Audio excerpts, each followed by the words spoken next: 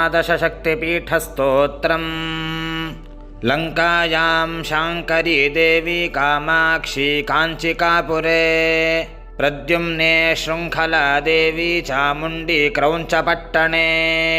अलम्पुरे जोगुलाम्बा श्रीशैले भ्रमराम्बिका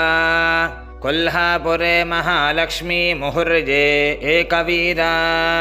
उज्जयिन्यां महाकाली पीठिकायां पुरुहूतिका ओढ्यायां गिरिजा देवी माणिक्या दक्षवाटिके हरिक्षेत्रे कामरूपी प्रजागे माधवेश्वरी ज्वालायां वैष्णवी देवी गजामाङ्गल्यगौरिका वारणास्यां विशालाक्षी काश्मीरेषु सरस्वती अष्टादशसु पीठानि योगिनामपि दुर्लभम् सायङ्काले पठेन्नित्यम्